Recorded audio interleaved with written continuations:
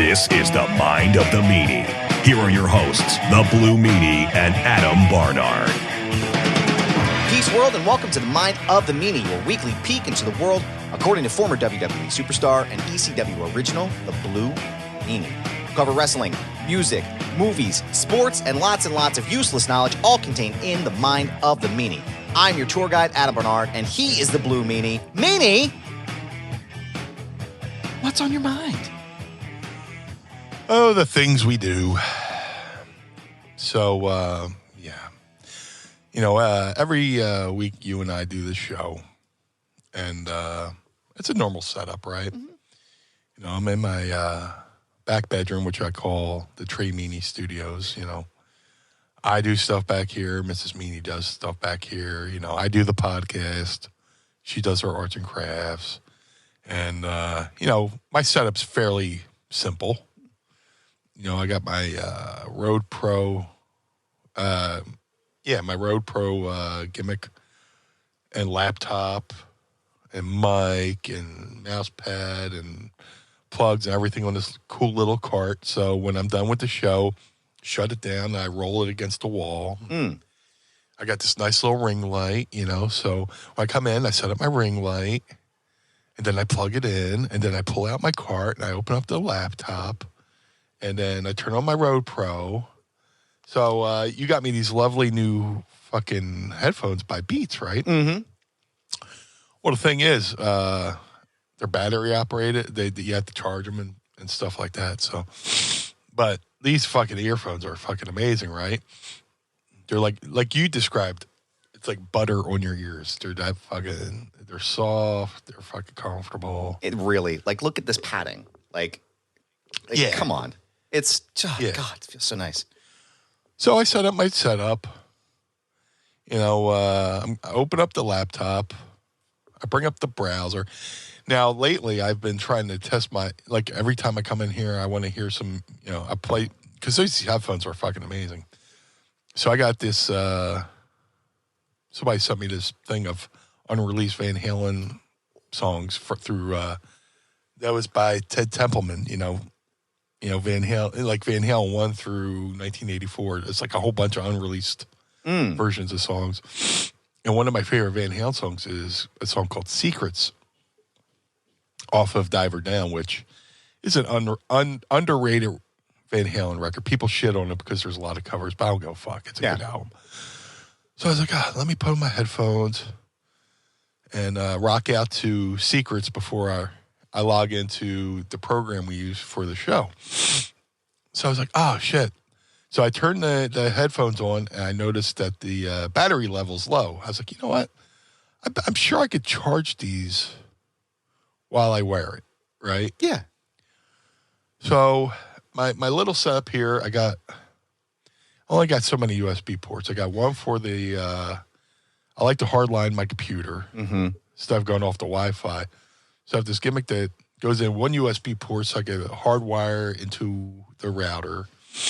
I got another USB port for the camera, I think. No. Oh, the other USB port goes into the Rodecaster. Mm-hmm. And so I was like, fuck, I'm out of fucking USB ports for my mouse. So I got this, like, one little thing that has like 1, 2, 3, 4 USB slots that goes into the final USB slot, so I could plug in my mouse and camera. Yeah. So I was like, fuck it. I'll plug in my Beats while I'm doing the show, right? Yeah. So it's like a C cord.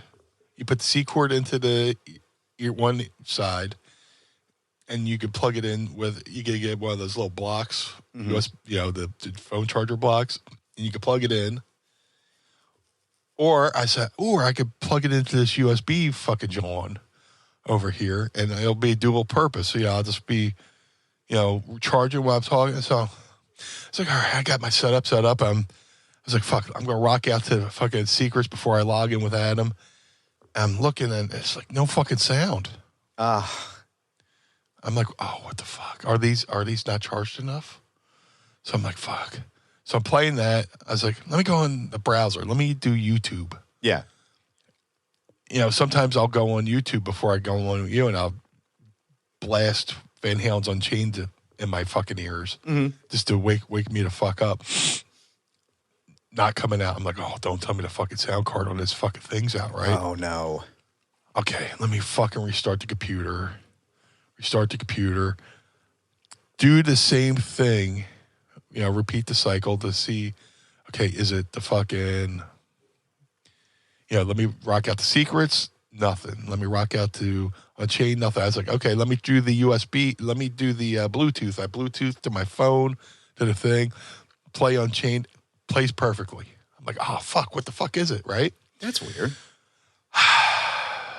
So I got this little icon on my fucking computer with the speaker, and I fucking click on it, and it comes up. I'm like, well, the volume's all the way up. I'm looking at the fucking sound mixer on the computer. That's all up. It says USB Beats. I went, oh. While I was trying to charge my headphones while I do the show, the computer,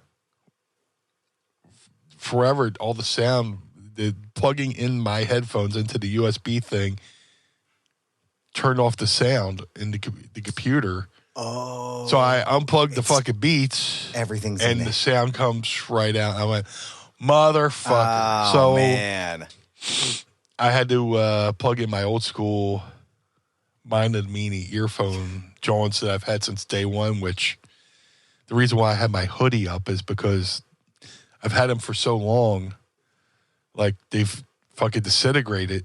And like I'll be looking in the mirror and I was like, what's that black thing on my ear? Oh, it's the headphones. So I'm charging.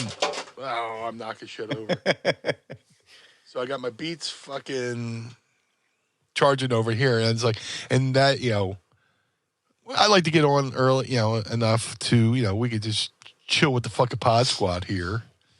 We have a show before the show with the Pod Squad. That's right. So I'm like, oh man, it's getting it's like quarter after. I'm like, fuck. And we still had our, pre-show show. Yeah, we still made it work. Dude, it's just it's like the simplest of fucking things, and I'm like, I felt like Zoolander when they're trying to get files off of a computer, and they're just like fucking banging the thing with a fucking hammer. And let me fix that gimmick. I just fucking knocked the fuck over. I was gonna say, if you want to watch the pre-show, like as I referred to it last week, like pre-dinner, what you do for pre-dinner, you go and order a tub of Swedish meatballs.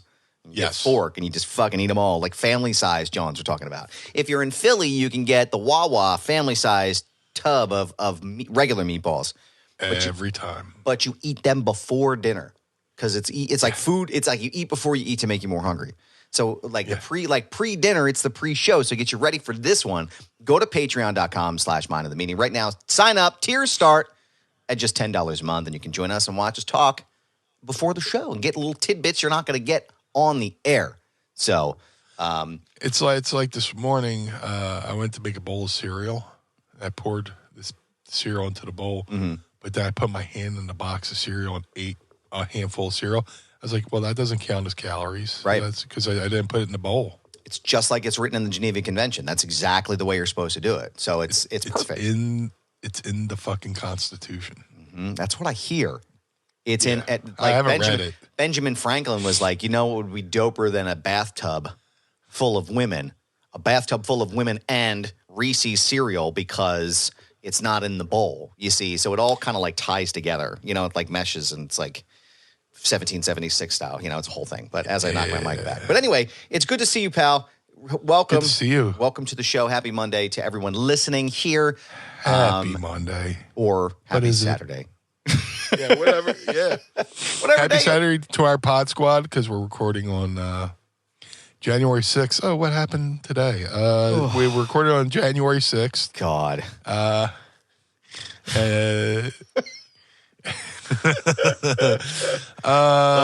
we're at 10:30 a.m. So good morning, Pod Squad. Happy Saturday or happy Monday if you're listening every Monday. Which one of the biggest thrills I get about this show is people saying that this show's part of their day. Yeah. It's just like, dude, I'll get random texts from Mrs. Meanie's family, her brother, like, I was listening to the show and you said this, or, my buddy Mike, Flatbed Mike, who's currently moving to Alabama. He's like, oh man, it'll fucking. Sorry, pardon. He'll text me, stuff he listened to, he heard on the show. So, that's what makes this show worth doing. Yeah. People, relating to something we said on here. So, it's like I said with the Iron Claw. Iron Claw wasn't a wrestling movie. Just like I say, this isn't a wrestling podcast. Right. It's just a podcast where I just happen to be a professional wrestler. Yeah. And by the way, let me state for the record, I'm not a retired professional wrestler. I'm not retired. People, like, we were at some fucking event, and I was, doing a Eagles watch party at the 2300 Arena, and somebody, poor guy was trying to make conversation. Oh, no. And he meant no ill will. Right, I'm sure. But he goes, so what's a retired professional wrestler doing these days? I went, I wouldn't know. I'm not retired. People assume because, like, I have a way of just being all natural now. I don't have to have blue hair every day like I used to. I have ways of making my hair blue for shows so I don't destroy my hair. Mm-hmm. It's practical. That people assume I'm done wrestling. I'm not done wrestling. I'm just done working for, I know my worth. Right. Yeah. It's like, you want me to wrestle? You don't pay me to wrestle. You pay me to leave the house. Right. And, like, I could be wrestling every weekend if I wanted to, if it was worth it. Yeah. Because, and this is for every aspiring young wrestler out there. If you're listening to the show, which hopefully you are. It's a great program, if I may say so myself. It's a fantastic show. Yeah. Absolutely. But, you got to figure, before you even leave the house, you're X amount of dollars in the hole already.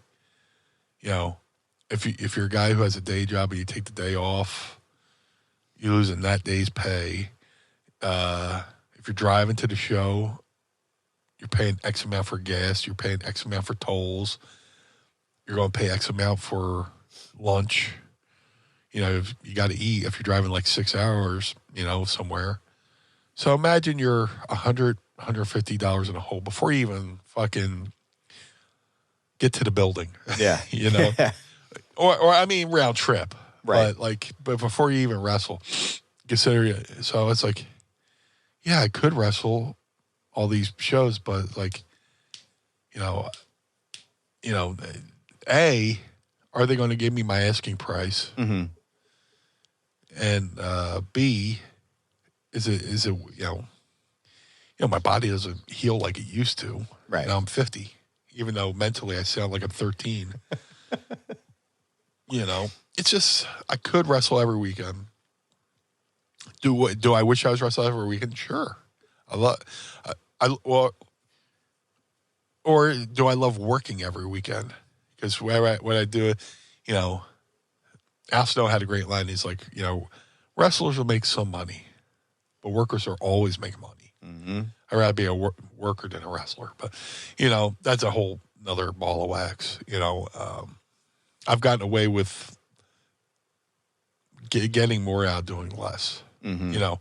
And that, it sounds like laziness, but it's not laziness. But not at all. No, not at all. I see guys fucking killing themselves, and it's just like, bro, in 10 years, every like big crazy thing you're doing on these shows, you're taking a year off your fucking career. Fucking some of the craziness, which stuff looks spectacular. Sure, if you do every now and again, like. Once a year, you knew Taker was going to do that dive over the top rope at WrestleMania. But if he did it every pay-per-view, then A, it's not as special. Right. And B, he's fucking taking time, he's taking mileage off his body. You know? So, I don't even know how I got down to here. But yeah, I'm Yeah, it's not a wrestling podcast. I just happen to be and that's another thing. I'll always be a professional wrestler because I have something that I have a skill set nobody can take away from me. Absolutely. Right. Yeah, you're not even if tired, you're not, like a doctor's always a doctor. Right. Even if he's not practicing anymore, a mechanic's always a mechanic. If you could do something that not everyone can do, you're always that thing because nobody can take that skill set away from you. So, that's my soapbox. No, I don't. I don't. Yeah, I mean, it's like it's. I feel like there's always a certain stigma sometimes that comes along when it's like, oh, he's not wrestling for WWE, or oh, he's not wrestling for AEW or TNA or whatever. Right. Like, you're still working though. Like you're still doing and you're still performing, right? And like you said, like you can't take that skill set away from you when it comes to professional wrestling. Like, I'm sure if you didn't take a bump for 3 years, you get into a ring, you get warmed up, you could still take a bump, right? You could still go and do the fundamentals of what you do. So it's not like, you never really lose that skill, I would imagine, if you've been doing it for so long. And yeah, like you're not on Monday Night Raw every night, or you're not on Dynamite every night, but you're still out there performing and working and doing all the things that you do. So it's like that means something, right? Like it's not, I don't know. I'm sure there was no ill intent behind what the guy was saying, right? Like I don't think he came in and was being a dick about it. Although I'm sure there are a lot of people that do that kind of shit. But it's still like, oh, that's not really how this works. So, no. Who was the guy who played Wolverine? Hugh Jackman. Like Hugh Jackman, he's been in tons of movies. He was in Wolverine and stuff like that. But every now and then he goes and does a Broadway play. Right. Which isn't on TV. So is he not an actor anymore because he went and did a fucking off-Broadway fucking... Right. Or went to do a Broadway musical or play? Yeah. No, he's still fucking acting. Yeah. I have a t-shirt, okay, cheap plug, ProWrestlingTees.com/BlueMeanie, a shirt which Mrs. Meanie designed for me. It says, "Pro wrestling exists outside of your television." And it's true. Just because it's not on TV doesn't mean, just because I'm not on TV every week doesn't mean I fucking retired or quit wrestling. Yeah, you're still here. And this isn't me just talking. I'm speaking for every professional wrestler who wrestles on the indies and like it was either on TV and just now doing indies or has been on indies but hasn't made it TV. Another question wrestlers fucking hate, like indie wrestlers hate. And somebody goes, ever think of going pro? I am fucking pro. Like as if you're not a professional wrestler because you haven't been on TV. It's just, ever think of going pro? Oh my God. No, I've never really thought of that. I just like, working for hot dogs and handshakes and fucking, I just love, driving hundreds of miles for, barely gas money. A pizza party, yeah. Pizza sleeping in my car. Dude, I've done the thing, fucking drive a couple hundred miles, drive home, sleep in your car. Hopefully you don't get fucking robbed at the fucking rest stop as you're sleeping in the backseat of your car. Hopefully you're not waking up to somebody hot wiring your car and driving away with you. Yeah. Just so many. I need to write a book, but you definitely do. Especially with your upcoming, Hall of Fame induction as well. Meanie Mania, hashtag Meanie for Hall of Fame, hashtag Meanie Mania 40. I'm willing this into existence, friends, so it's going to happen. But, no, it's this, you were saying too about your body too, right? Like Will Ospreay, I know we've talked about it before, but like he's a really high flying, dynamic, doing crazy stuff all the time in the ring. And he even put a video out like last year. It was just like, my body's not what it used to be. Like, well, yeah, like if you keep putting your body through that all the time, that level of competition or that level of movement, like, yeah, it's going to fuck you up. So you can't. Kenny Omega. Man. Another great example. Take time off. How many surgeries did he have to get? Oh, God. I mean, now he's out because he has diverticulitis. Right. But supposedly, I don't know if that's official, but supposedly he's out because he's got diverticulitis. But he was out for a good year and a half because the stuff he put his body through. Yeah. Just that's the thing. Just you got to work smart. Yeah. I'm not saying he's not smart. I'm not saying they're not smart, but your body only has so many fucking bumps in it, man. Mm-hmm. There's so many things you could do to make it believable and still fucking tell a story. I'm not being that guy that, back in my day. Right. And everybody's going, oh, well, you were an ECW. Yeah. How do you think I came to that conclusion? He lived that shit. He did that shit. I don't need to watch it, Dottie. I lived it. That's right. I don't need to watch it, Daddy. Oh, my God. I love it. I lived it. Yeah. People come to opinions through experience. Right. I see all my friends who've passed away because they did crazy things in the ring, which led to pain, and pain led to pain pills. Mm-hmm. Pain pills led to pain pills and booze. And then that leads to an early demise, unfortunately.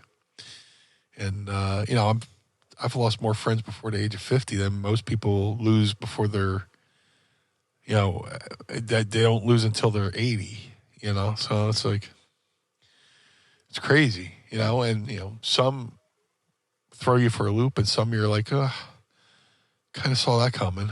But, and it's not being funny. It's just unfortunate.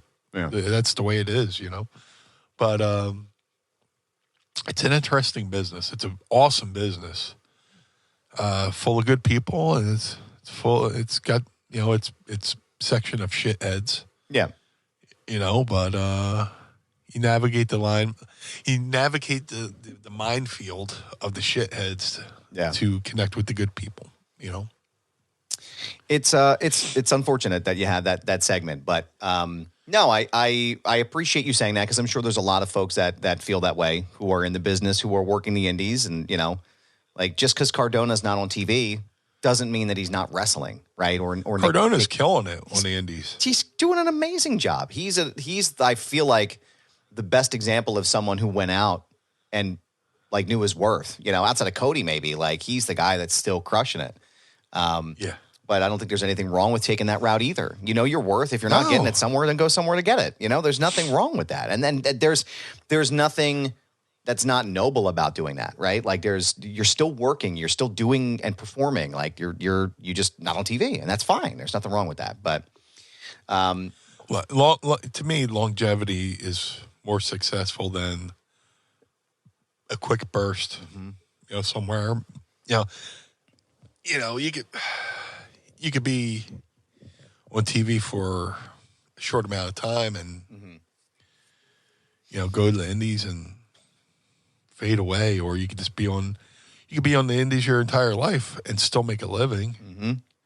Or, back in the day when they talk about job guys and stuff like that, people would make fun of the job guys. Well, fuck, some of those job guys were making good money. Yeah. Yeah. They weren't they weren't main eventing WrestleMania, but George South talks about those jobs he did. Bought him like a couple houses. That's what I'm saying. They're still as a former president would say, still able to put food on their families. No, they're still able to put food on the table. It's my favorite W line. No, I mean they're still able to take care of their families. They're still able to support themselves. Like there's nothing wrong with that. Nothing wrong at all. You still made it to the dance. You're still doing it, dude. Success is measured in different ways. And if you're, at the end of the day, you're still happy with what you did in this business and what you accomplished. Mm-hmm. That's all that matters. Absolutely. Dude, I wasn't supposed to be a professional wrestler. I wasn't supposed to be able to do anything physical. Wow. Growing up because of my asthma. I got made fun of. I got bullied. I got beaten up because I was the asthmatic kid. And then that led to, depression. And with depression, you start eating, and then you become the fat asthmatic kid. And then, while everybody else is at recess, your grandfather's coming to the school to bring your nebulizer machine so you can breathe take your medicine at noon and shit like that. But, thankfully, my family found the right doctors and got me on the right medications because my asthma was allergy activated. You know, I was allergic to fucking everything. I was allergic to milk. I was allergic to peas. I was allergic to peanuts. I was allergic to dogs, cats. Jeez. I couldn't have a gerbil. You know, I couldn't have a pet gerbil as a kid or a pet whatever, hamster or whatever they call them. You know, dust. You know, every spring and every fall when the seasons were changing, the pollen was in the air. Oh, got to take Brian to the hospital because you know they check on me in the middle of the night. I'd be like blue. Ugh. But, you know, I got through all that shit to, you know, save my money or you know, look for find a reputable school, first day with the new mouth, and went over to train with Al, and, you know, before you know it, I'm having matches and doing this, that, and the other thing, and then a year and a half after I had my first match, I'm in ECW, so... Mm-hmm. I wasn't, you know, and the fact that we're here in 2024, you know, doing this podcast, I'm sitting in a room with a arcade cabinet that has my likeness on it because somebody trusted me to put me in a video game. I got a box, you know, a couple boxes of action figures that a company thought I was worth making, thought I was worth making of me, and just, you know. Anytime I get an alert from Pro Wrestling Tees, I sold a shirt. It's like I feel a sense of pride. Yeah, that I did something right. You know, just try to be, you know, do the right thing, treat people right. You know, I'm not perfect by any means. You know, the other night, well, a couple weeks ago, I was at a convention, right, and then there's a guy who I see at this convention all the time. He I think he works with the building. He definitely does stuff with the convention. Great guy.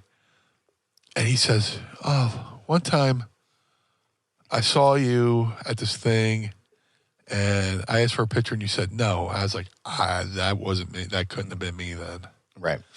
But you were working, you know, we're going to this event. It was the screening for the Jake the Snake, Resurrection of Jake the Snake Roberts movie. Oh, okay. They're having a screening at the Ritz in Philly.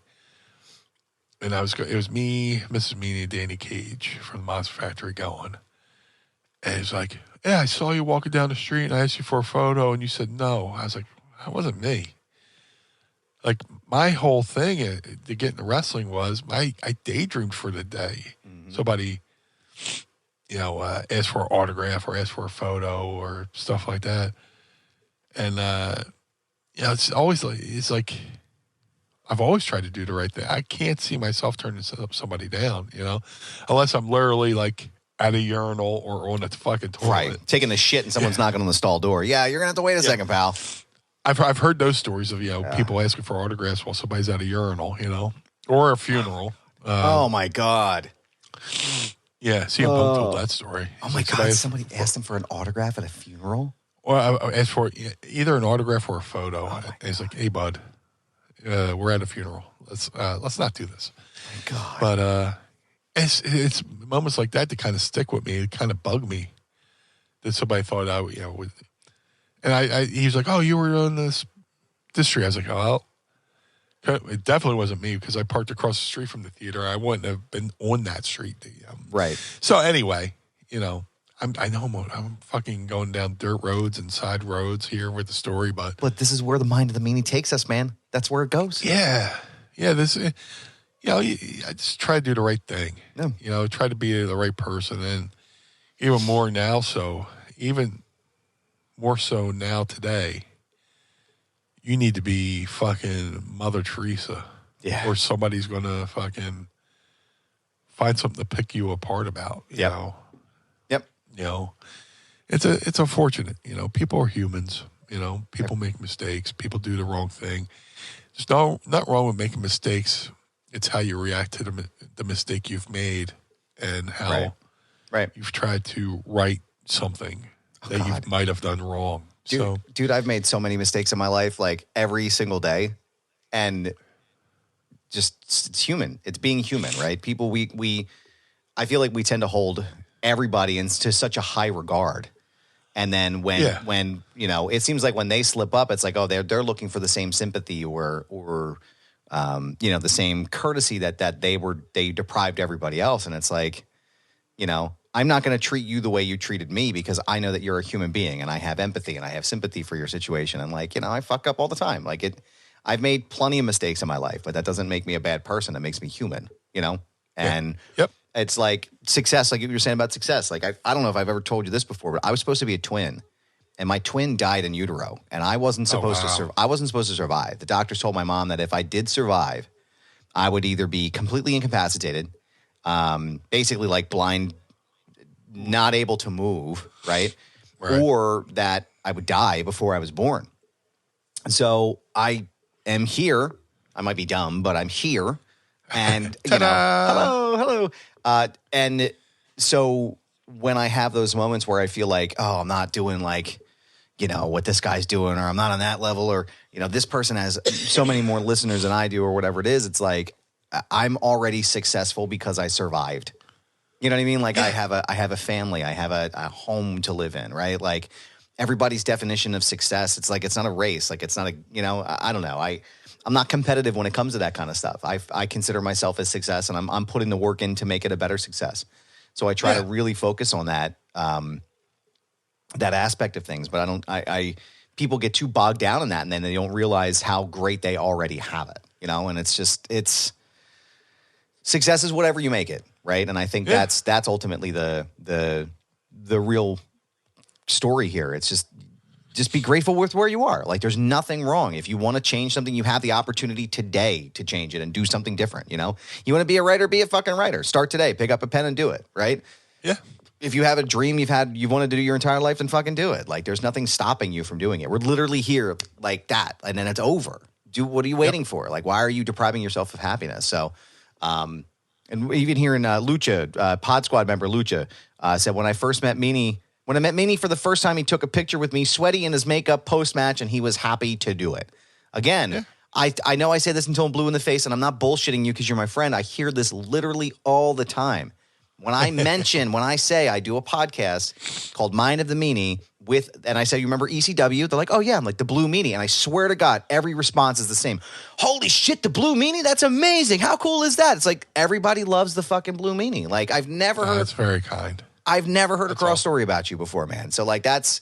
Oh, I'm sure there's somebody out there who thinks I'm a fucking asshole. And you know what? They're dickheads. They don't matter. I've never heard a cross story about you. So it's to have that kind of reputation and to have that level of love is unbelievable. I mean, that's a great thing. So, yeah. Just treat people the way you want to be treated.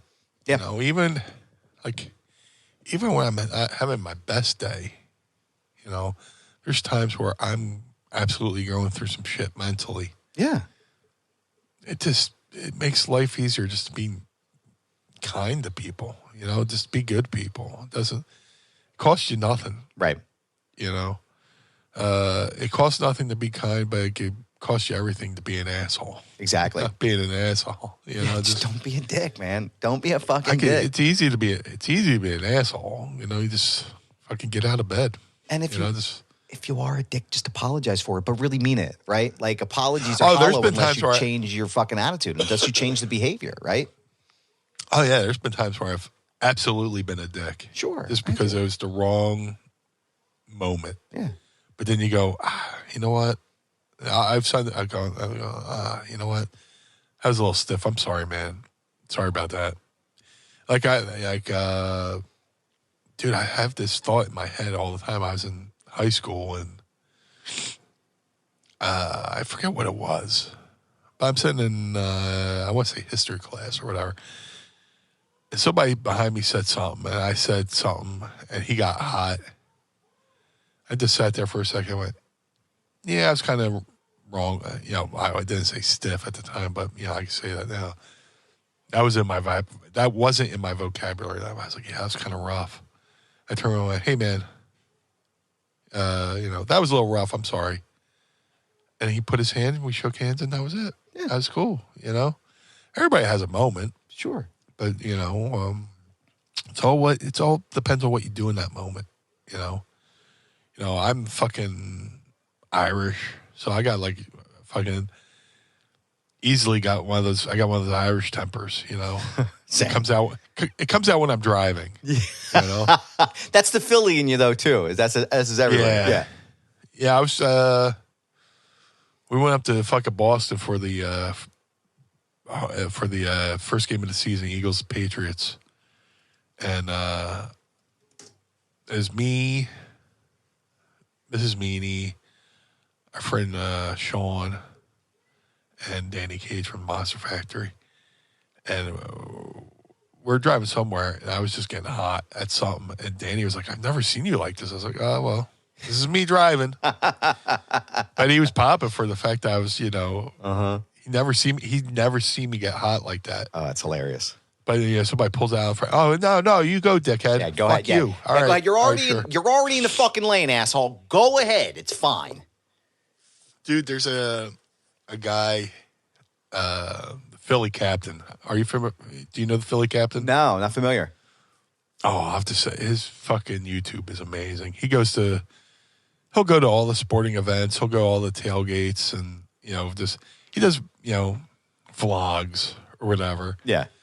And he'll go to like an Eagles tailgate. He'll go to a Phillies game, and he just records everything. So the other day, he was doing a video of driving through Kensington. Oh God. Right. And I guess he's from the area, but like they're trying to clean up the Kensington area. So he's driving through. He's like, this is day one of them saying they're going to clean up the Kensington area. He's like, I'm going to come back in 100 days and record to see if there's any difference. But he's driving down this one street, and I couldn't help but fucking laugh out fucking loud. He's driving down this one street, and there's this car in front of him. And the car is going to park, but it stops in the middle of the street. And he's like, oh, what the fuck? And there's like a spot you could park 2 fucking school buses in, right? You can just easily pull in head first and park behind the car. So the guy's like, what are you doing? And the captain's like, what the fuck are you doing? And he's like, and then the guy passes the fucking big ass spot to take this tiny parallel parking spot, 1 car ahead of the fucking spot. He's like, dude, what are you fucking dickhead? I was just fucking laughing because that's such a Philly thing. It like is. Somebody, I've seen people parallel park next to a fucking open spot instead of parking in the fucking spot. It's like, dude, but it's just, I don't even know how I got to that. But Meanie, what's that, Adam? we hear this a lot. Every CBD company tells you that their product is the best. With quality control measures like lab testing and QR codes now becoming the standard, it can start to seem like all CBD brands are the same, but I'm here to tell you something, Meanie. They are not. Knowing what makes certain brands better will help you spend your money more wisely and have more confidence as you incorporate CBD oils, topicals, capsules, or gummies into your own wellness routine. And that's why we're proud to partner with Green Road CBD as an official sponsor of Mind of the Meanie. And Meanie, I know you're a longtime user of Green Road CBD. How has Green Road CBD helped you in your life? Let me tell you, Green Road CBD is a product I've been using for years. And when we started Mind of the Meanie, I always was like, let's get Green Roads as a sponsor because I use them almost daily. Whether it's the gummies, to take care of the aches and pains of 30 years of wrestling, the topical solutions to help my knees, help my back, help my elbows, help my shoulders. Green Road CBD has done everything to help me maintain a pain-free existence from all the years of wear and tear as a professional wrestler. And to me, Meanie, that sounds like the Green Road's difference. And it comes down to a really few important points. They're just part of the reason that they've won industry awards year after year, earned thousands of 5-star reviews, and have heard countless stories from customers just like you about the impact that those products have had on your life. So Green Roads is led by a compounding pharmacist with 25 years of experience helping her community getting healthy. For her and the entire company, it's more than just a job, it's a mission. And not all hemp sourcing is equal, Meanie. I'm not sure if you're aware of that.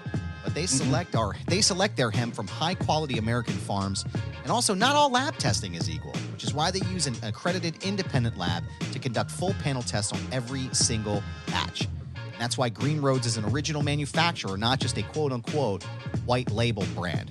So right now, you can go to greenroads.com, Meanie, and save 25% off of your entire purchase. Wow. 25% off of everything, Meanie. That's huge. And all you have to do is go to their website right now, greenroads.com, and use promo code Meanie at checkout. It's 25% off your entire purchase by using promo code Meanie at greenroads.com. Own the day with Green Road CBD, and we thank them for sponsoring the program.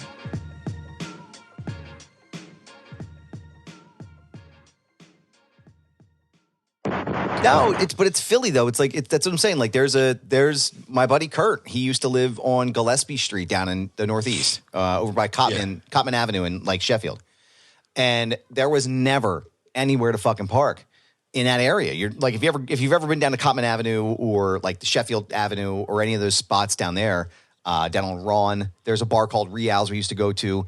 There's never any fucking parking anywhere. So you got to learn how to parallel park, and I can still to this day parallel park in 2 turns anywhere I go with any vehicle I'm driving. We have a big ass fucking Chrysler Town and Country now. We went minivan when we first moved back here to Philly, and I can parallel park that bitch without the backup cam in 2 fucking moves. And that's just what you do in Philadelphia. And I have to be honest, I judge people on their parallel parking skills when I see them. I'm like, oh, you fucking dickhead. I could have done that in 2. You know? Yeah. I fucking, every time. I'm so judgmental, and I'm sorry, I don't mean to be, but like, if you're in Philly, you should know how to parallel park, and you're on your own. So God help you. You know what fucks me up? What's that? And only people in Philly could probably relate to this. And you know what I love about Philly is watching people from outside Philly come to Philly and see how we park. Yep. Like my friend Matt and his wife Sarah came up from West Virginia for the last Icons convention. They're like, so you just park anywhere? Yeah. You know, people park in the middle of Broad Street or on my street, literally park on the fucking sidewalk. Mm-hmm. And no one says a word. No. So what fucks me up is like, I'm a good parallel parker. Mm-hmm. Like, if I showed you, I've taken photos of some of the spots I've parked in. People are like, how the fuck did you get in that? Mm-hmm. I'm like, awesome. I did the Austin Powers method when he's driving that steamroller. He's beep, beep, beep, back and forth. Yep. But what always fucks me up parallel parking in Philly is if somebody's half on the curb. Oh. And you go to fucking parallel park and it throws off your fucking depth perception of like how far you are from the curb. So you're doing the thing. And then you hit the fucking curb as if you're going to park on the curb. But I was like, I don't want to park on the fucking curb. No. You know, just, I don't need to. I got a small car. I have a small car specifically because I live in South Philly. Right. And at some point, I'm going to come home at like if you go to park after 4 o'clock in South Philly, you're fucked. Big time. You know, you're never going to get anything. Never. No, it's amazing how fucking quick those spots fucking fill up. But yeah, I'll pull up next to the car that's half on the curb and I go back into the spot. And it's like, all right, I got one of those small streets. If you go to parallel park, you kind of have to hop the opposite curb to fucking get into the fucking spot. Yep. Which I've done too quickly, and which fucking, I got one of those cars where the fender's on like these little pins inside your fucking car. Yeah. And so you're trying to fucking, like, fuck. Yep. Now I got to fucking try to pop these fucking gimmicks back in, and then, go to the supermarket, and somebody asshole pulls up and goes, "Oh, fix your fender for $20." Get the fuck out of here. Get fucked, dude. Yeah. Yeah.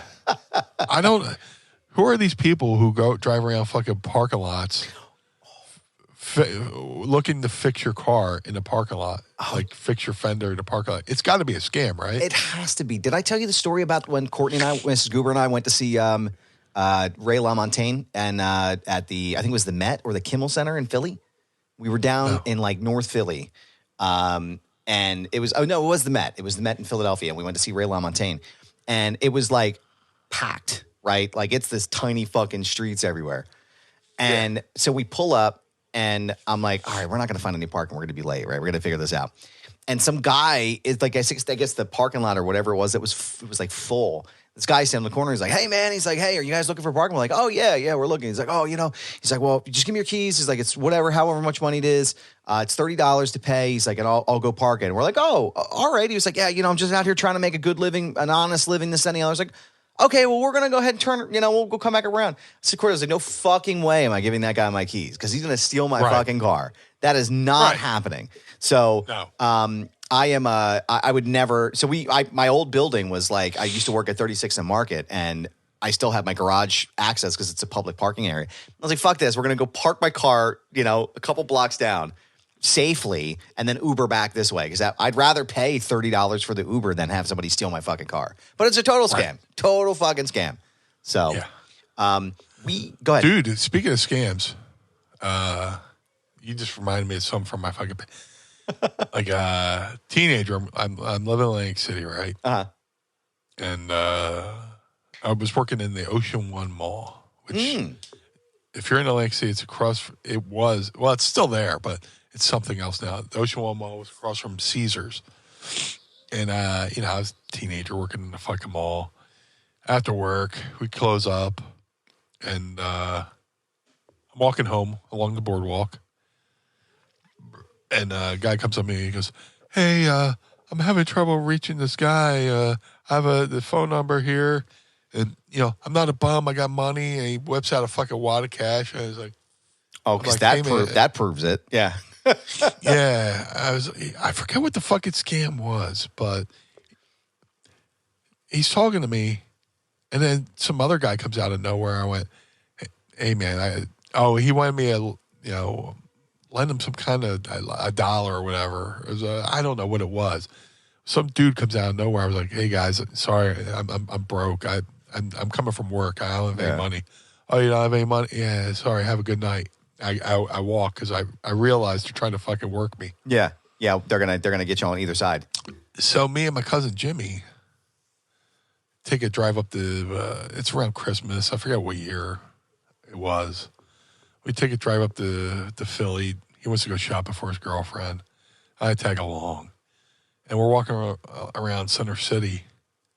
Wouldn't you know, the same motherfucker comes up to me and my cousin Jimmy and goes, hey, man, I'm trying to reach this guy to his phone.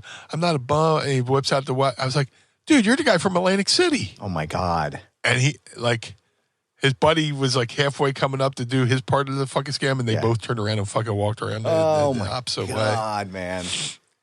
Fuck. That's terrifying. It's like, what are the odds that somebody comes up to you? And it was 10 o'clock at night, 11 o'clock at night in Atlantic City, trying to scam you out of money. Or they want to borrow. Oh, maybe he didn't have enough exact change for the phone call or something like that. Right, so he's trying to get. He wanted to see what you had in your pocket so he could fucking roll you for the cash or whatever. Yeah. What's the odds that you're going to go 45, 50 miles away? Same dude. Middle afternoon in Philadelphia, millions of people. Same guy who comes up to you to pull the exact same fucking scam. Fucking crazy. The worst I've ever, the most I guess I've ever been scared in a situation like that. I was in Aruba almost 20 years ago. Holy shit. 2024. So it was 2005. I went down with my ex and her family. And we were there, I think, for 10 or 12 days. It was super dope. It's a beautiful island, right? But they said to us, make sure you stay in the resort area. Don't try to go too far off off the beaten path. You're a foreigner in a different country, right? So yes, we had gone we did this thing that was a little off the beaten path. I was a little freaked out about it because I don't, I'm spatially disoriented and I get really freaked out when I'm in a space that I don't know. If I don't have a path, if I don't know exactly where I'm going to go, I'm kind of bugged about it, right? So I'm in a whole nother country. And so my ex and her sister and their friend, they wanted to go to this thing called the Tattoo Boat, which is basically big giant drinking boat, right? So I was like, all right, fine, we'll go. We got shithouse sauce, and then we went to a bar that used to be called Carlos and Charlie's, which was basically it was a straight line to walk from the resort we were staying at down to this bar. Well, I guess the third or fourth day we were there, my ex wanted to get braids in her hair or something, and there was a little shop that was right off of where we were, right? Fuck, all right, we'll walk over. So we walk over to this little place. It's like this little, like, almost like a shop, like a t-shirt shop at like the Boardwalk in Atlantic City, you know? Yes. But behind it is all water. So it's like all out into this, like, I don't know what fucking body of water it is, but it's all out there. And all of a sudden I'm standing there because I used to be a smoker. So I'm lighting up my stogie, my Stugats, if you will. And I fucking take a drag off the cigarette and I look and there's this gigantic, I mean, I swear to God, I shit you not. He was like 6'6", muscular, huge, right? And dreadlocks. And he's like, hey, man, what's going on? I was like, hey, dude, what's up? You know, like just trying to be totally cool, right? He's like, hey, you know, and I look over to the left and there's two other guys on the boat that are just staring at me, right? They have the gold teeth like Joe Pesci from Home Alone. I mean, it is tattooed. Like, it was just like, I was like, okay. Then it's a little dinghy boat, right? And he's like, hey, man, he's like, let me ask you a question. He's like, you here to party, huh? You an American? You here to party? And I was like, oh, yeah, I'm just waiting for my girlfriend to get done her stuff. And he's like, hey, man, you want some ecstasy, right? That's what you're here for. I was like, no, man, I'm good. I'd never, no powders, no pills, no needles, nothing ever for me like that, right? Fuck that. Nah, you know what, dude? I'm real good. And he's getting closer to me as he's talking, right? So I'm pretty much up against the wall at this point. Oh, I know what you like. You like cocaine, right? You want some powder. Like, nope, I'm good, man. Really, I'm real good, you know? And I'm like trying to find a way, like I'm like trying to get my surroundings, like how am I going to bolt? Because there's nowhere to go but the fucking ocean in front of me, and I can't get back to the door because he's right here, right? Right. Painkillers, that's what you like. You like to feel good, right? Like, nah, dog, I'm straight, man. I'm good. And he goes, oh, all right, man. He goes, hey, can I borrow your lighter? And I had it in my hand, like I didn't have to reach in my pockets. I was like, yeah, sure. So he took the lighter, lit a cigarette, handed it back to me. He was like, enjoy your stay on our island. And walked right back on a boat, and they fucking took off. I got it back. I fucking bolted back into the room. I was like my ex. I was like, we're leaving right now. Like, get your shit fucking out of here, dude. I was so freaked out. Because again, like, you hear stories about that kind of stuff. And then I shit you not, a month later was when the Natalie Holloway disappearance happened. And she followed pretty much the same track that we did. And, you know, it wasn't any, you know, obviously like it wasn't connected or anything like that. But I was fucking freaked the hell out. Especially because, you know, I am a typical American-looking male. So I'm sure I was an easy mark. But it was like, oh, my God. I'm just standing there like, what is going to happen now? Like, I'm never going to be found. You know, I'm just going to exist here in the ocean forever. So, yeah. That was scary. You'll be shark bait. I'm about to be shark bait in about 10 seconds. But I was going to tie into the next part of the show, but we got a bunch of questions from the Pod Squad and people out there about some things going on. So we're going to give you a little wrestling. Let's shout out the Pod Squad. Who we got in here today? We got Schlichter. We got Vanessa Bello. We got little Jimmy Sorson. What up, Jimmy? Sorson level. Oh, let me scroll up. We got Lucha. We got Shackleford's here too. Yeah. We got a whole fucking... Dude, this fucking chat is pretty fucking lively. We got a whole me and you just been fucking babbling like two two baboons, like two babblers. Just a couple babblers. We got a lot of it's a good fucking chat here. Got a great chat and a lot of great questions in here too. One question I saw that I'm going to start with because I want to talk to you first about this. But first, a question for you, sir. Well, what would that be? Are you ready to ask Meanie? I would love to. It's time to ask Meanie anything. Ask me something. Yeah, of course. Pabst Blue Ribbon. Don't forget, tweet us your questions using the hashtag AskMeanie, and you may hear them asked on the program. I'm going to start at the top here with this question because it ties into something I was going to talk about a second ago, and we're going to give that listener base of ours the red meat. Luchozo wants to know any wild wrestling predictions for 2024 from either of you. And I got a doozy. Actually, hold on. Let me open up my. Kind of right. I forgot. What do you got today, dude? Well, dude, actually, before we get into that fucking question, so it's not even worth asking me every week what it's going to be because this is what it's going to be. It's going to be the Bellevue pumpkin pie fucking cider because we went to the fucking Aldi's, right? And went down to the fucking Aldi's. Yeah, we went down to the fucking Aldi's, and I bought a fucking case. Oh, babe. The case cost me 34 fucking cents. Yeah, of course. All of them. I'm going to be drinking pumpkin pie till past fucking Easter. I love it, man. I love it. Well, it'll help clear out all those Christmas cookies because they should be out of you by Easter too. So, yeah. I'm still digesting those. I got me one of the. I also went to the fucking Aldi's as well, and I got me one of them fucking fake knockoff sparkling ice Johns. This one's the cherry lemonade, which is super dope. So Yo, you know, cuz. That's fucking banging. it's fucking banging. It's so dope. It's fucking amazing. Yo, it's so good. It's just like it's incredible. You know. So I went bow hunting the other day. I went down to Broad and Shunk and went, yo, Bo, yo, cuz, yo, Bo, where are you at, Bo? you just want to know bow hunting. the best roast pork down there is John's. You're gonna go fucking anywhere else. You just go to John's, get yourself roast pork. Don't fucking go Get yourself nowhere else. some Rob and some Sharp. Get some Rob and some Sharp. Yo, cuz. God, I can hear it. It makes my skin crawl. I just know right away. You find them everywhere, dude. Everywhere I fucking go, you find a one person from Philly because you hear him talking. And you're like, yep, those are my people. Bow hunting. Yo, Bo. Fucking, I bet his wife calls their dog Mommy. Which I'll never understand. That's that is so fucking weird. Oh, come here, Mommy. It's your fucking dog. It's not your mommy, all right?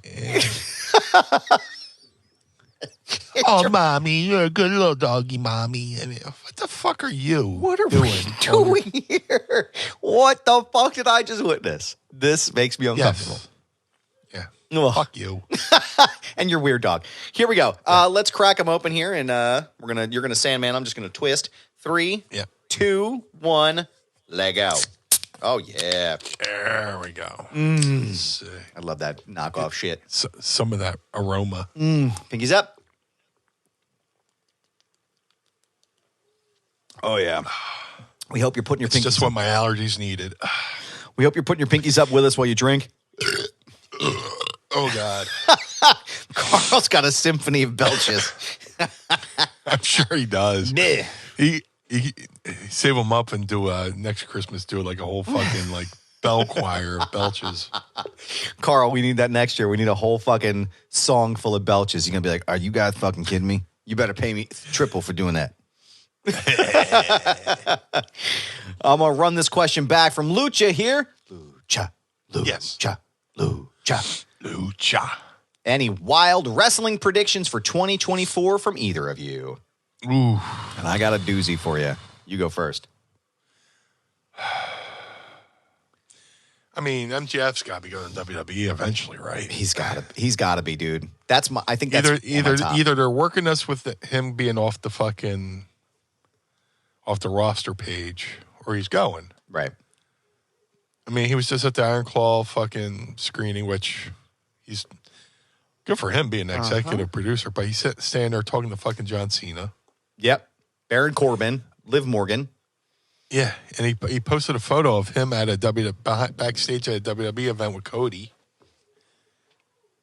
So, and he's pretty friendly with Punk. And he's fucking jacked. He is fucking jacked. So, I'm going to say MJF goes to WWE. I would. Which it really isn't that fucking crazy of a prediction, because it just looks like that's where he wants to be, and that's probably what he grew up on. And it's amazing how you're with one company and you're just allowed to openly bring up the competition on the TV of the company that's paying you, and I think Max is heading to WWE. MGF WWE. To parlay off of that a little bit too, like if I were Tony, I'd be fucking pissed if one of my top guys is mentioning Bruce Pritchard, or shout out to Bruce Pritchard, by the way. No heat or disrespect. Friend of the show. Friend of the show. But he's a high-level executive at your competitive company, right? Yeah. And you're outwardly mentioning WrestleMania. You're talking about all these different events that they do. on air. That seems counterproductive to what you want to be doing in that company, in that space. The Rumble's coming up. His contract's up. As far as I'm aware, his contract's up, and he's injured.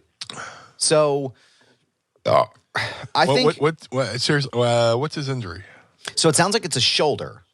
It sounds like it's I believe it's a shoulder, or it's some kind of something. He's got to have, like, apparently legitimate surgery, which in this business, who knows what's legit and what's not. But if he is injured, I mean, but think about it too, like you said, like to kind of tie back on it, MJF, like WWE is a brand, right? Like it's Coca-Cola, it's McDonald's, it's the top level. It's Americana. Right. It is a household name. When someone talks about wrestling, they say WWE. It just is what it is. You do that WWE stuff? Right. That's the identifier. That's the designator. When you think about somebody like MJF, who's been a fan his entire life and has now gotten to the top of the secondary promotion. And again, I don't say that negatively. Please don't tweet at me. Don't yell at me about this. I'm not shit talking anything. I don't even want to hear it. You're just going to get muted or blocked. But what I'm saying is when you look the hierarchy, they are the number 2 in that upper echelon. And there's nothing wrong with that, right? It just is what it is. But if you're a wrestling fan your entire life and your goal is to become a professional wrestler, I would imagine one of those goals is to work for the biggest company in the world. Yes. You know, I mean, that's the reality. I want to work for WWE. I want to be a WWE superstar. MJF has the look. MJF has the microphone skills. MJF has the youth portion of this. He could really do and have a successful career, I think, in WWE. I think for me, I want to watch that character get a little bit more refined, a little bit more, like a little less edgy, a little bit more focused and polished. Which he's kind of been doing with the baby, being a baby face, you know? Right. He's got range now. Like he's making that dynamic range to it. But I don't foresee any world where MJF doesn't go to that. Doesn't go up north. I will say that if he does sign with WWE, I think that may be one of the biggest fumbles by Tony in AEW. I don't think there's anything bigger than that, right? Losing Jade Cargill was a huge fumble, right? Losing Punk, right? That can be debated all day long. Oh, that was the ultimate. Cody walking away. Like these are things where you're like, how did all of these things happen, right? But to lose, you got QT Marshall leaving. You got all these different folks. Kevin Sullivan, not the wrestler, but the producer, leaving. There's a lot of people just leaving. And it's like, why are they leaving? Where are they going, right? QT Marshall, I wouldn't be surprised to see him do some kind of training now because he's Cody's, close associate. But again, I do still think I've been steadfast on this. I do believe that Ricky Starks is going to end up in WWE this year as well with his contract's up. Yeah. That's a given, right? But if MJF goes and signs with WWE, you're now losing your top homegrown megastar, right? Say whatever you want to say about Kenny Omega and the Young Bucks. One of the pillars. One of the pillars. You're losing one of these people to your competition. And I think if I'm looking at it from a business perspective, the same conversation we had about Punk. I apologize for talking too much here. I know it's Mind of the Meanie, not Mind of the Adam. No, stop. When I think about, like, for me to see somebody like that go up there, it's like, how do you bounce back from that? How do you bounce back from losing a pillar of your company, right? Say what you want again about Omega. Say what you want to say about the Young Bucks or Hangman Adam Page. They're not MJF. It's like, it's a different formula, right? Here's your new rising star. Here's the guy that everybody talks about that's inside of your promotion. And now he's heading up north and he just left. How do you come back from that? How do you bounce back from that? So I'm very curious to see where this goes over the next couple of months or even into next, at the end of the month. MJF showing up there if he's not injured. There's a lot of people that are saying like, oh, he's already re-signed. He's already done this. But there's a lot of rumor about Sasha Banks coming back and then potentially being in AEW. I won't believe anything until the ink is dry and I hear the music hit, right? Anything is possible. And if I'm Hunter, that's what I was saying. If I'm a Hunter, Papa H, and I'm looking at this as a business perspective, same thing I said about CM Punk. It's business. What's best for business? CM Punk has sold more merchandise than anybody in the history of WWE at this point from him returning, right? He's consistently at the top. They've sold out the Garden. They sell out every show he's at, right? Ratings are through the roof with him on the show. That was a smart business decision on WWE's part. They didn't need him, but they brought him back, and he's been successful. Right. Imagine MJF coming up and getting the same treatment that Jade Cargill got when they rolled the red carpet out for her, right? Yeah. I don't know. I think that. And I see, you see all these things about Sasha Banks, which I still call her. Yeah. Who's to say that she's not putting that stuff out there just to negotiate in public, you know? It's a smart move. So-and-so is willing to give me this amount, which I don't even know if that's $25 million. It's like, ugh. That's a lot of money. Yeah. A year or for 5 years? I don't know how many years. Know your I worth. don't know if it's a per year basis, but I saw $25 million. I was like, ooh. Know your worth, man. That's like, if she can get it, God bless her. But if she's putting that out there to, she's putting it out there, somebody's willing to pay her that, she's probably trying to get more from WWE, more of an offer from WWE. Yeah, she's probably trying to get more money out of it. So, Meanie. Yes, sir. Happy New Year to you, sir. Happy New Year. And step into 2024 with confidence thanks to Manscaped, where resolutions are met and hairs are neatly kept. Did you see how they rhyme there? That's really nice. As the new year approaches, why not make self-improvement a breeze by keeping your body well-groomed? Introducing Manscaped's Performance Package 5.0 Ultra, the ultimate all-inclusive kit designed to help you feel clean-cut and confident as you should. Featuring the powerhouse Lawnmower 5.0 Ultra, this next-gen trimmer ensures precision and ease while tackling your toughest hairs. So kick off 2024 with a trim above the rest and use promo code MINDMeanie at Manscaped for 20% off plus free shipping. Meanie, what are some New Year's resolutions that you have this year coming up? And my ultimate New Year's resolution is to use the nose hair trimmer so my nose doesn't look like a party favor when I sneeze. And when it comes to the ball deodorant, I want to have a underling that doesn't smell like French onion soup. So thanks to Manscaped, I am all set. That's right, and you will be all set as well with this Performance Package 5.0 Ultra. It is here, and let me tell you, it's got futuristic tendencies. Included inside this bundle is the brand new Lawnmower 5.0 Ultra, the Weed Whacker 2.0 ear and nose hair trimmer Meanie, so you won't sound like a party favor the entire year, and the essential aftercare products like the Crop Soother Ball Aftershave Lotion and Crop Preserver Anti-Chafing Ball Deodorant, plus 2 free gifts. This 5th generation lawnmower features 2 interchangeable next-gen skin-safe blade heads, a standard one for taking a little off the top, and a new foil blade to go smooth wherever your heart desires. And Meanie, did you know also that it's waterproof? So you can do your grooming. I know, right? You can do your grooming anywhere. And also Manscaped threw in 2 free gifts, the Boxers and the Shed 2.0 toiletry bag. Resolutions may come and go this year, Meanie, but a well-groomed you is here to stay with Manscaped's latest and greatest. Go right now to manscaped.com and take 20% off plus free shipping with the promo code MINDMeanie. That's 20% off plus free shipping at manscaped.com and use promo code MINDMeanie. Happy New Year to your balls. And we want to thank Manscaped for sponsoring the program.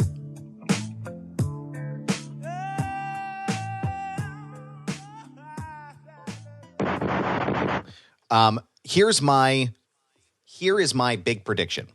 Okay. Oh, yeah. Here's my big prediction of the year. It was last night. If you're listening to this, it was last night. If you're listening to this on Monday, it was Friday night. Okay.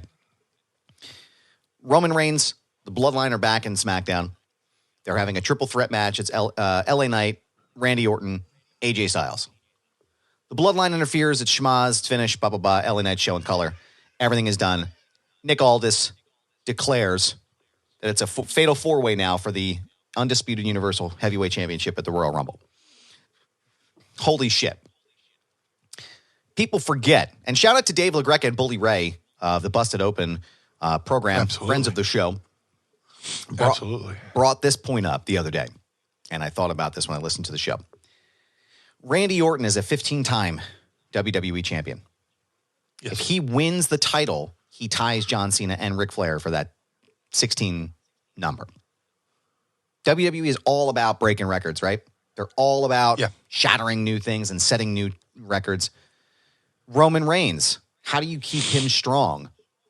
now that The Rock is back. Obviously, everybody knows too. Rocky, TV's Rock the Dwayne Johnson has appeared again and had a hell of a return on Monday Night Raw this past week. And he, for the first time ever, had made mention to the head of the table. And now there's a lot of controversy about him being at WrestleMania and what's going to happen, or is it going to be at the Chamber in Australia, blah, blah, blah, whatever. Here's my prediction, okay? And Nick Hausman agrees with me, and there's a bunch of people online who said the same thing, but I thought this as soon as it happened. Okay. You have the Fatal 4-Way at the Royal Rumble. Randy Orton wins the title, but doesn't pin Roman Reigns. Randy Orton takes the title off of him. You keep Roman looking strong, and you fuck him out of his title. And now he's even more angry, right? Right. You go to the Chamber, or CM Punk is winning the Rumble too. Cousin Phil is going to win the Rumble. Yes. You go to the Elimination Chamber. Cody wins the Elimination Chamber and challenges Randy Orton, a heel Randy Orton, for that title. And you build towards Rock and Roman at WrestleMania. So now you have a way out, right? Because that's what everybody's talking about. Everybody's saying, oh, well, how are you going to get these matches together? How are you going to make this work? And how's Cody going to finish the story? Simple. You take the strap off of Roman. You put it on Orton.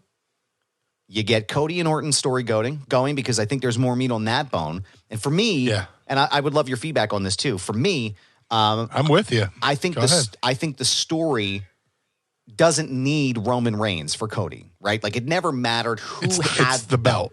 It's the belt itself. So I think, and for me, it would be more impactful to see, Cowboy Bob Orton's kid fighting Dusty Rhodes' kid. You know what I'm saying? Like there's that built-in dynamic there already, and then plus with the legacy story. But if you're trying to get to The Rock and Roman Reigns at WrestleMania, and that's your match, how are you going to do it? How are you going to get there? So that's how you solve your problem. That's how you solve the equation right there. You put him right there. You cool off Roman and through the Elimination Chamber. You don't have him at the event. You let him cool off until you get to WrestleMania, and that's how you build towards Rock and Roman. That's my bold prediction for 2024, and we'll see if I'm right. What do you think? And it makes perfect sense. I mean,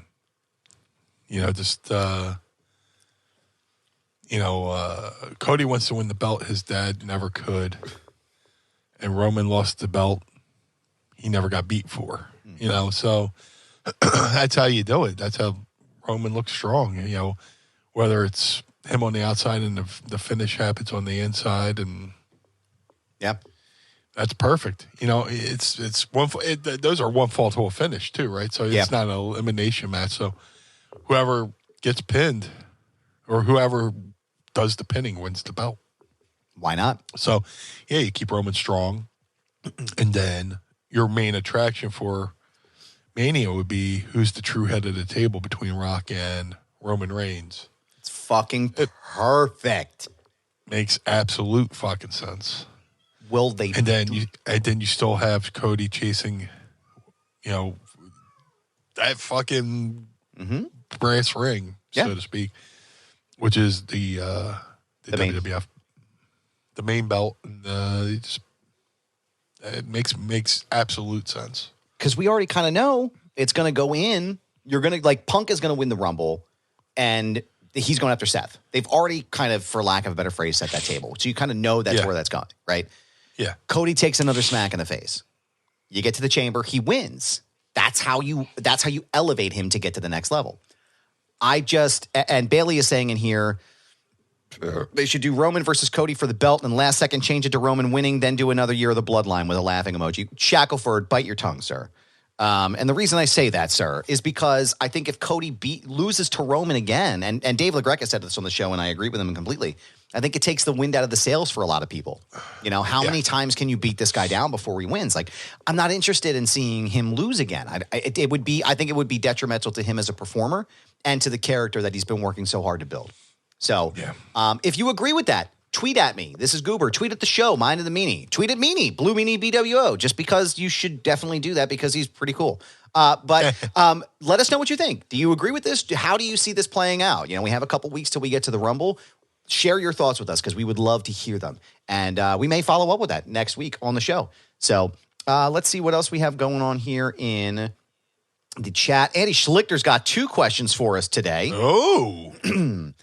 Speaking of aliens, what do you think of these Miami Mall rumors? Yeah, I don't know about that. I'm not familiar with those. What are the Miami Mall rumors? So apparently there was something happening at a mall in Miami. And, like, there's video. And there's a shitload of cops. I mean, like, a shitload of cops at the mall. And reportedly, there were 2 8-foot beings at this mall. And supposedly there's this footage where somebody says, someone claims you could see them. You know? And, you know, dude, I'm into UFOs. I'm into all that stuff. But, right. You know, nowadays you got to, you got to fucking just be weary. It's hard to be into UFOs nowadays because of how good technology is and how good you can fake shit. Yeah. And there's, you know, it's hard to say what's a UFO anymore because, you know, everybody's got fucking drones. Yeah. You know, and, you know, technology with, you know, video editing and stuff. But the discrepancy is the rumor is there was these 2 8-foot beings walking around a mall in Miami. But then there's a conflicting story that there was a bunch of kids running through the mall throwing fireworks at people or something like that. So, and the funny thing is like, you know, everybody's like, look, how come there's no cell phone footage of these 8-foot beings, all these cop cars there, all these people there, there's no cell phone footage, you know, and there's our argument. It's like, yeah, well, there's no cell phone footage of these people throwing fireworks either. Yeah. So, yeah.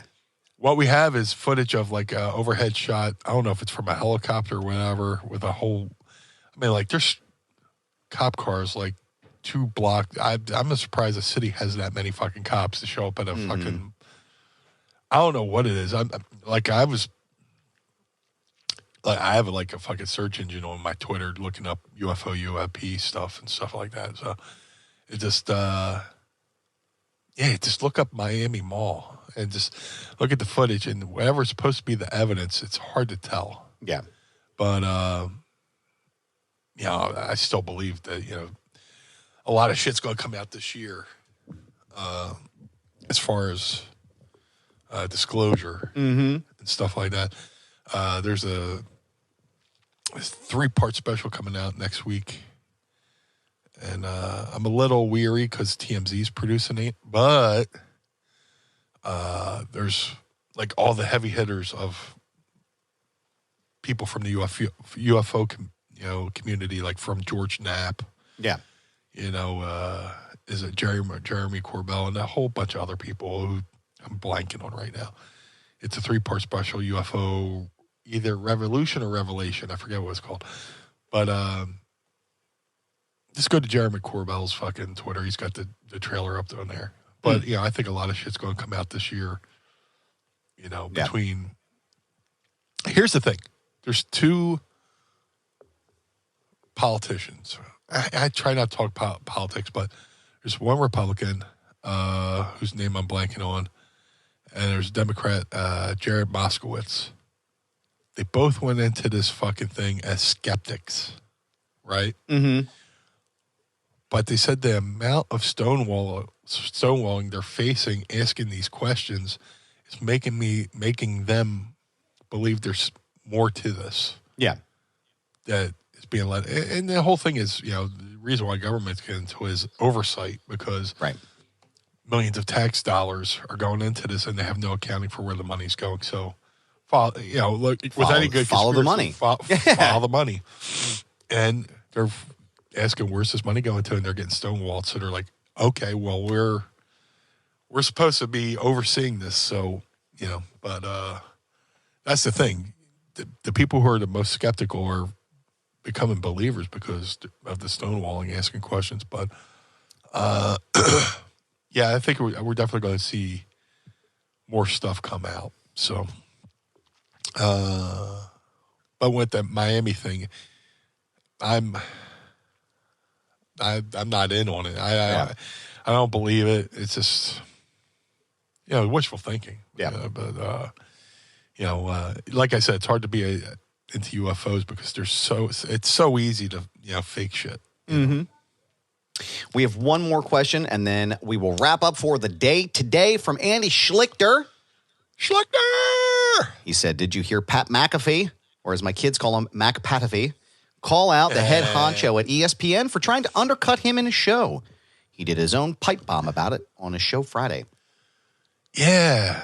I didn't watch the show, but I saw all the hubbub about it on the internet. Yeah. And it automatically made me think of like the Howard Stern thing where Howard would publicly call out pig virus or pig vomit. Yep. I think pig vomit was pig virus. I think it was in real life, but in private parts they call it pig vomit. Yes. Yeah. WNBC. WNBC. See, Amish uses characters. Yeah. Yeah. Why do they listen to him? Why? But, I like Pat. I've been, watching the show for a couple of years now, and his unique style of interviewing and his unique perspective on football. And I understand he's an acquired taste to some. But he's going to face some issues. Yeah. Hey, you know what? As we were just saying about MJF going to WWE and having to be a little bit less edgy, right? If you're going to do a Disney-owned corporation, you're going to have to fucking probably tone some shit down, right? And if I'm Pat McAfee, I'm saying you knew what you were getting. Yeah. When you signed me, this is what I am. This is who I am. This is what you're getting. ESPN's got to realize that's, again, it's the Howard Stern thing. This guy's, killing us in the ratings in Washington. We got to bring him up to New York. He comes up to New York, and they're like, what the hell did we just do? Yeah. Kind of thing. We didn't want this. We didn't want this kind of show. Yeah, well, this is what you fucking signed up for. So. Lesbians. You got lesbian dial-a-date. Yeah. The whack pack. Like, what did you think you were going to get? Yeah. Yeah. So it's a similar situation. It's like ESPN has to realize they knew what they were. This is what you were signing. This is what you were bringing aboard. Correct. Yeah. If you don't want it, you should have had him make some concessions before you signed him. Yeah. There's nothing. And then there's the controversy with Aaron Rodgers, saying Jimmy Kimmel's on the Epstein list, which he's not. To be clear, right? Allegedly, Jimmy Kimmel is not. His name has not been seen. That was Aaron Rodgers. We're quoting Aaron Rodgers. Correct. Just to make sure we were safe. I just want to make sure we said that. Not the opinion of Brian Heffron or Adam Barnard or Butts Carlton. We do not LLC. believe it. Right? Yeah. No. Yeah. Yeah, we don't believe in that. But that's what, he said on McAfee's show, which I think McAfee pays him like $1 million for the year to come on the show. Jesus Christ. Which is now you run into this problem now where it's like, again, if you want to know how I feel about Aaron Rodgers, you can check me out on Twitter. But like from an objective standpoint, from a business perspective, how much longer will ESPN allow that portion to continue, right? If I'm looking at this and I'm saying like, this guy is saying a bunch of really controversial and untrue shit on our air, causing us more problems than we need, and now is opening up, because remember, guys and gals, the name of the game is liability here, corporate liability. Right. How much liability is ESPN or Disney or the mouse going to expose themselves to until they're like, that's it, we're done, right? I think the Pat McAfee thing, the Howard Stern-esque performance that he does, that's a lot different than Aaron Rodgers. So go ahead. I'm sorry. Of course. Yeah. No. It's you have a guest on a Disney-owned property accusing another member of a Disney-owned property, because ABC and ESPN are both Disney, right? Accusing them of something very horrible on their airwaves. And Jimmy Kimmel's been there way longer. Yeah. Than Pat McAfee. And I'm sure he's got way more fucking stroke. Yeah. Than Pat McAfee. And, so it's like fuck around and find out, kind of thing. I will put a bow on this because I just saw it today this morning. Pat McAfee released a public apology to Jimmy Kimmel today. Or today? It was last night or today. Yeah, he said he released. Okay. He said, basically oh, well, Aaron said this, and, it was very, when you read it, you're kind of like, I know what this is. I've seen this before, right? So, again, I don't necessarily have any heat with Pat about, attacking his bosses, because that's stern. We're used to that kind of stuff, right? It everybody. Well, that's Steve Austin, McMahon, right? It's even though that was a storyline, but this is real life shit. Yeah. I don't have any beef there. I think, again, it's just, and also if I'm Pat too, if I'm being honest, if I'm Pat too, I have to look at that as well, that culpability, the liability that I now expose myself to. If this continues, getting ratings and pops and stuff for having Aaron Rodgers on the show is cool, I guess. But how much am I going to? Because now you're involved in this tangled web of shit about Jimmy Kimmel that you didn't really need to be involved with, right? Yeah. How much more of that do you need to do? And not for nothing, he kind of egged him on.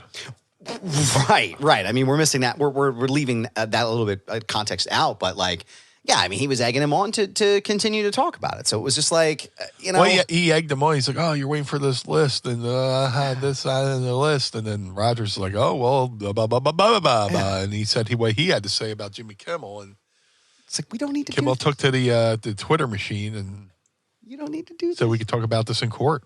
Yeah, and he would win, too. That's the thing. You're saying something. Oh, my God. You're saying something on live television without any merit. You're publicly disparaging this man, connecting him with arguably one of the most horrific crimes in the history of our generation, maybe more. Yeah. And you're connecting him publicly without evidence to this? And you're just saying it? Yes. Come on, dude. Come on. That's not it. But what is it? But again, I should say, Meanie and I believe, agree here that we're all about Pat McAfee challenging his bosses, because that's just the dog in us. And go ahead and do that. That's perfectly fine. Oh, yeah. But what is not the shits, and what is good, sir, is doing this show with you every single week. So I appreciate you. I appreciate the Pod Squad. We appreciate the Pod Squad. And all your questions, too. Share your thoughts with us at Mind of the Meanie. Tweet at us. Respond to the questions and the things we talk about here, because we want to talk about it. If you have something you want to hear from us, or you have something that you think we would bring to the table on the conversation topic, have at it, because we're going to ask them, and we're going to answer the hard questions and maybe the easy ones too. But Meanie, before we wrap up, sir, I'd like to have you take this opportunity to let everybody know where they can keep up with all things blue outside of our wonderful program. If you would like to follow the Blue Meanie on all forms of social media, that's Facebook, Twitter, Instagram, TikTok, and Threads, which I'm kind of on. At Blue Meanie BWO. Or even before I get that, Thursday, April 4th, if you're coming to Philadelphia for WrestleMania, keep your evening open. Thursday, April 4th, Meanie Mania at McCusker's. We're still working on that. So if you get into town the night of WrestleMania Thursday and you're looking to hang, we're having a nice hang over there at McCusker's on 17th and Chunk in South Philadelphia. McCusker's would be just perfect anyway for if you're going to be in town for Mania, whether it's Thursday, Friday, Saturday, or Sunday. That'd be a great hang at McCusker's. So, but more specifically, Thursday, April 4th, Meanie Mania at McCusker's. But now on to the scheduled plug section of the program. If you would like to support the Blue Meanie, go to ProWrestlingTees.com/BlueMeanieBWO. If you would like to support Mind of the Meanie, go to ProWrestlingTees.com/Mind of the Meanie. Collar and Elbow, the wrestling brand, go to collarandelbowbrand.com. Use coupon code Meanie, or use coupon code MIND and save 10% over there at ColoradoBrand.com. MadCatBeardCare.com.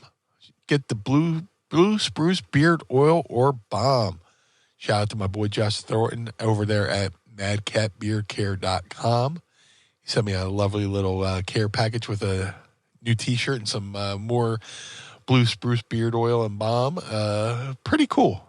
If you want to look good, if you look good with your beard and you want to smell good with your beard, go over there to MadCatBeardCare.com. The Ultra Pro Wrestling video game coming to all major consoles in 2024. Ultra Pro Wrestling contains not only original characters created by the awesome Hal Haney, but many real-world wrestlers, including myself and many others who I am trying not to spoil. Go to ultraprowrestling.com or follow them on the Twitter at UPW Video Game. That's on Twitter at UPW Video Game. The Figure Collections Bone Crushing Series Wrestlers variants of the Blue Meanie are available now. For how long? I don't know. They're almost out.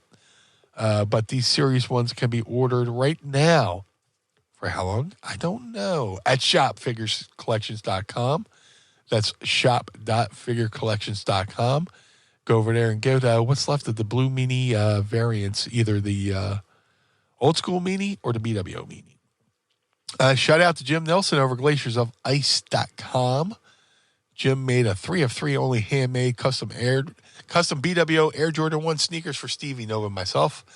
Each pair takes Jim about 50 hours per pair to make these awesome pieces of art for your feet. If you want to see him make these awesome shoes, go follow him on social media at GOI Kicks. That's GOI Kicks on all forms of social media. To have the Blue Meanie on your podcast, go to podstars.net. That's podstrz.net. Register your podcast, and then book the Blue Meanie to appear on your podcast.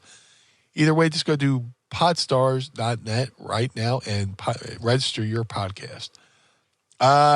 Cameo.com/Blue Meanie BWO for birthdays, holidays, and well wishes. Book the Blue Meanie through the website, not through the app, at cameo.com/Blue Meanie BWO.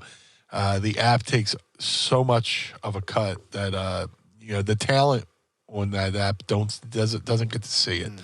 So go to cameo.com/Blue Meanie BWO, and let's make somebody's day a little bit better. But most importantly, Mr. Barnard, where can we find you, sir? Well, thank you, sir. I appreciate that. You can find me on Instagram, Twitter, TikTok, and Threads. You can find me at This Is Goober. Yes, it's my handle. No, I'm not changing it. It's a brand, pal. So go there and follow me for all the goodness there. You can also listen to my second show, Foundation Radio, by going to foundationradio.net. I got a great episode coming up this week with Andreas Hale. We're going to talk all things wrestling. We're going to talk music, maybe even talk Kanye West. So go and follow it there at foundationradio.net. Go to brothersgaddor.com. Pick up one of the very, very last Adam Barnard Wrestle Buddies, the very first officially designed of my beautiful body and face. You can go there now, and you can also pick up a Blue Meanie Wrestle Buddy.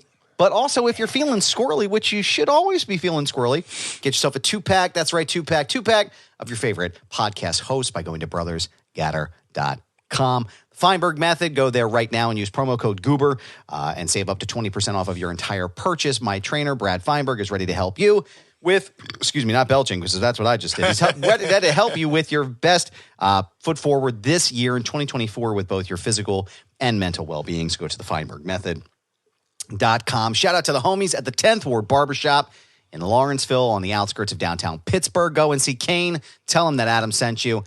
Go to 10thwardbarbershop.com. Schedule your appointment today with him or Jordan or the rest of the team. ProWrestlingTees.com/Foundation Radio. ProWrestlingTees.com/Mind of the Meanie. Pick up a shirt and keep the lights on at Casa DeMeanie and the Barnard home for wayward and troubled youth. Patreon.com/Mind of the Meanie. Sign up today. Tiers starting at just $10, folks. Can't get any better than that. You get to see our beautiful faces smile at you every single day. We want to thank our sponsors, Manscaped and Green Road CBD, for sponsoring the program today. Meanie, I want to thank you for being here as well. Thank you, sir. And answering all these wonderful questions. Shout out to Carl Pinnell and Sam Krebs for the Blue Meanie. I am Adam Barnard. Join us again each and every week as we take a trip through the mind. Blue World Order.